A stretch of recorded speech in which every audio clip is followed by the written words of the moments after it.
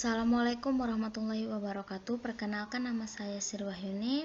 Saya berasal dari kelas SI 4R STEM Mikroel Kisaran. Di sini saya adalah salah satu mahasiswi dari kampus STEM Mikroel Kisaran. Di sini saya ingin mempresentasikan hasil tugas saya yang telah diberikan oleh Bapak dosen kami, Bapak Indra Ramadona, dengan mata kuliah analisis proses bisnis. Di sini saya ingin mempresentasikan tugas saya yang berjudul pengertian dan langkah penerapan CheckSheet. Baiklah, kita mulai aja. Yang pertama itu, apa itu pengertian?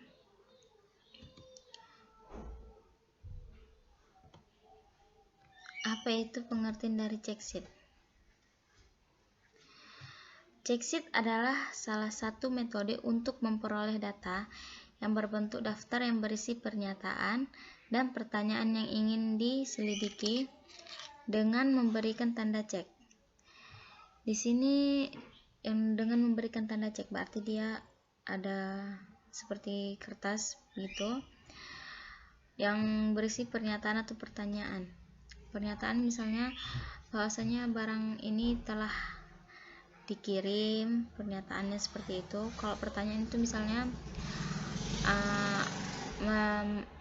pertanyaan misalnya masalah-masalah dalam barang itu, misalnya soalnya barang ini kapan barang ini pecah, kenapa barang ini harus dikirim, kenapa data ini harus ada, misalnya seperti itu.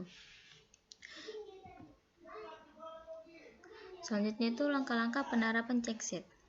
Pertama yaitu putuskan kejadian yang akan diukur. Putuskan kejadian ini adalah memperjelas sarana pengukuran untuk membantu kita memperjelaskan pertanyaan-pertanyaan. Misalnya kan orang bertanya itu apa masalahnya, mengapa harus ada data dikumpulkan dan lain-lain. Misalnya seperti itu. Kita harus bisa menjawabnya karena kita telah diberikan CheckSheet tadi. Yang kedua itu tentukan periode untuk pencatatan data dan pembagian intervalnya. Yang ini mengidentifikasikan apa yang akan diukur dan waktu pengukurannya. Misalnya itu judulnya itu keluhan pelanggan. Kategorinya pengirimannya itu terlambat, baru pengemudi yang kasar, penagihan yang tidak sesuai. Yang ketiga itu rancangan CheckSheet yang akan digunakan untuk mencatat. Di sini langkah selanjutnya adalah waktu ataupun tempat yang akan diukur. Rancangan CheckSheet yang akan digunakan untuk mencatat.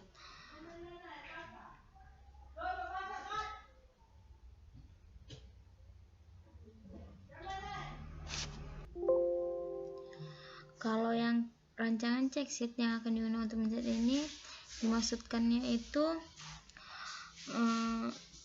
ini mengidentifikasi kapan dan di mana data ini diperoleh.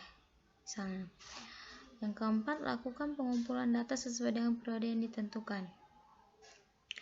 Data yang dikumpulkan dengan cara mencatat setiap peristiwa langsung pada lembar periksa. Yang perlu dilaksanakan perhatian adalah jangan menunda pencatat informasi hingga akhir hari atau hingga istirahat. Dikhawatirkannya lupa. Tuh. Jadi yang keempat ini kita tuh harus mengumpulkan data sesuai dengan periode yang ditentukan. Jangan ditunda-tunda, nanti kita takutnya lupa dengan apa yang udah kita catat, yang akan kita catat itu. Yang kemudian itu yang kelima, setelah data terkumpul, informasi dianalisis untuk menentukan insidet mana yang paling sering muncul. Setelah itu kita kumpulkan data-data supaya kita tahu data-data apa yang pengirimannya terlambat, kemudian berapa banyak penagihan tidak sesuai, seperti itu. Selanjutnya Inilah contohnya ya, misalnya sebuah perusahaan yang bergerak di industri instalasi listrik, setiap tahunnya perusahaan tidak puas dengan jumlah penawaran yang berhasil. Oleh karena itu, perusahaan ingin mengevaluasi proses pembuatan penawaran. Untuk memperoleh gambar alasan utama, dirancanglah sebuah check sheet. Setiap penawaran yang ditolak oleh calon pelanggan atau penawaran kompetitor yang dimenangkan, pelanggan ditanya alasannya. Respon pelanggan dicatat dalam check sheet selama 3 bulan.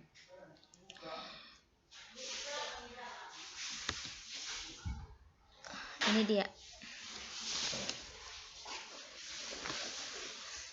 Tadi selama 3 bulan, Januari, Februari, Maret, April. Di sini harga terlalu tinggi tidak terlalu jadi masalah bagi masyarakat. Yang jadi masalah di sini yang paling banyak ini fleksibilitasnya rendah. Banyak di Januari, Februari, Maret, bahkan Maret ada 40. Total. Jadi di sini kasusnya yang muncul itu karena fleksibilitasnya rendah. Jadi tidak seperti perkiraan perusahaan. Harga bukan alasan utama. Jadi yang alasan utama itu kenapa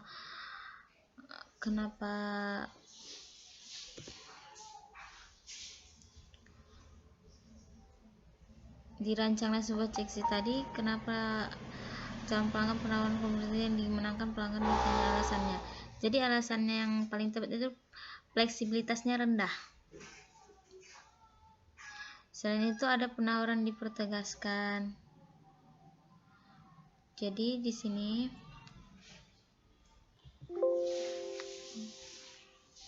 hal yang perlu kita perhatikan itu ada kemungkinan kejadian-kejadian selain dicatat di check sheet mungkin tetapi tidak muncul di check sheet. Harusnya teratasi dengan adanya kategori lain-lain gitu.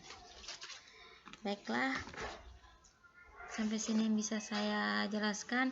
Lebih kurangnya saya mohon maaf. Assalamualaikum warahmatullahi wabarakatuh.